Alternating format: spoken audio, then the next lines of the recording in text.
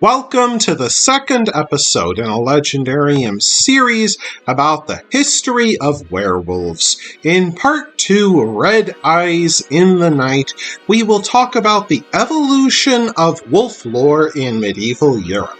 The medieval mind often combined fact with fancy. Medieval scribes wrote of wolves as being born during thunderstorms, using the wind to hide their scent, and having eyes that shone red in the night like bloody lanterns. Indeed, medieval people believed wolves could deprive men of their voices merely by looking at them. Churchmen often compared wolves to Satan, prowling around the sheepfolds of the church's believers, always ready to kill their souls. In addition to witches, werewolves became conflated with revenants and vampires in some medieval societies. Of course, each nation had its own local variants. For example, the Lapps of modern-day Finland believed in were-reindeer. Vikings in particular became infamous for donning bear skins in the belief they would be possessed by the spirits of ravening bears.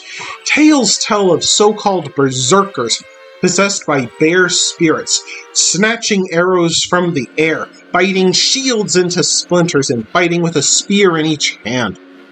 Nonetheless, most medieval Europeans feared wolves above all other beasts. One medieval monk wrote, "The distinctive features of the wolf are unbridled cruelty, bestial ferocity, and ravening hunger. He has something of the demon of hell. He is the symbol of night and hellfire, the dark and mysterious harbinger of death." Medieval Greeks believed that werewolves rose from the grave after enduring a violent death. Instead of shape-shifting, their souls left their corpses and possessed the bodies of roaming wolves. In wolf form, they haunted battlefields and drained the breath of dying soldiers. According to lore, these revenant wolves also entered houses and stole babies from cradles. The Serbs combined werewolves and vampires into one creature called a vikaslak. These creatures came out only in the deepest freeze of winter. They held a party in the forest, where they took off their wolf skins and hung them on the branches of trees. If a man could steal and burn one of these skins, the vikaslak would be cured and allowed to rest in peace.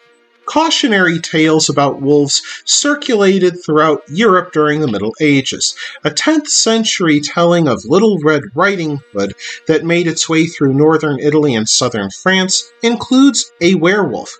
Red Riding Hood brought some milk and bread to her grandmother's house, but a werewolf misdirected the young woman. While she walks along Needles Road, the werewolf ate her grandmother and placed a chunk of her flesh and a bottle of her blood on the table.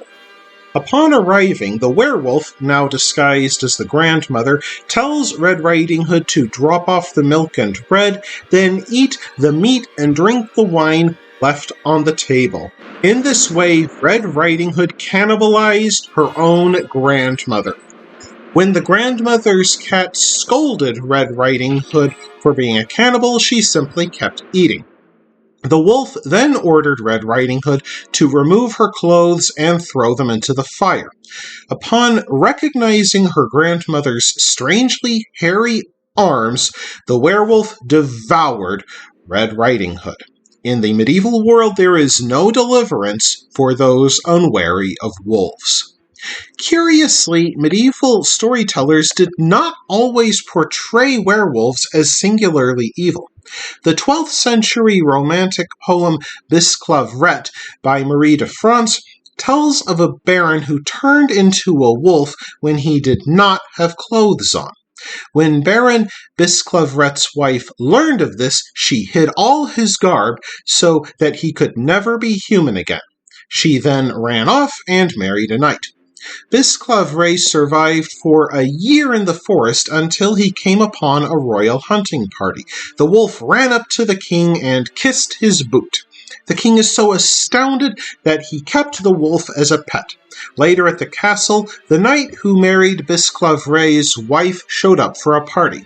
Bisclavret lunged at the knight, but the king restrained him and disciplined him with a stick.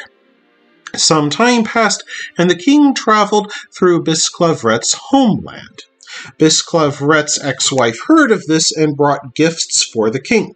However, when Bisclavret, still a wolf, sees her, he bites off her nose. Guessing that the knight and his wife must have harmed his remarkable wolf, the king arrested them.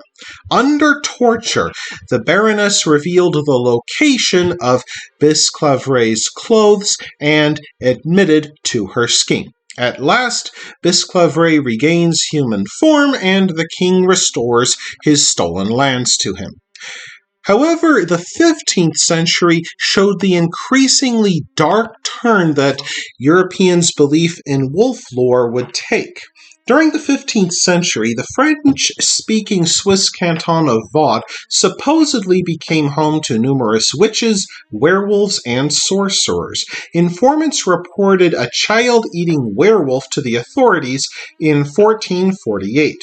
At the same time, a series of witchcraft trials took place in the French province of Savoy and the Swiss canton of Valais.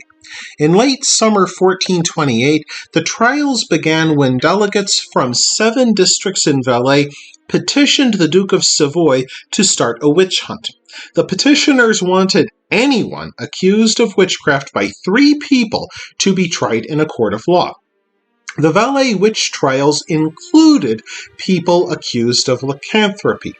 Many today do not equate witches with werewolves, but the courts saw the two as similar, for they believed black magic caused lycanthropy. Within a few years, the trials that started in Valais spread throughout Switzerland and reached across both sides of the Alps. Possibly the first major witch hunt in European history, the Valais witch and werewolf trials led to the mass burning of 100 suspected witches and lycanthropes, and much worse would come in generations to follow. That wraps things up for this episode of the Legendarium. I hope you enjoyed it. If you did, press like. If you want to see more, press subscribe. And if you've got anything to say, let me know in the comments section. Thanks again for joining me, and I hope that you have a great rest of the day.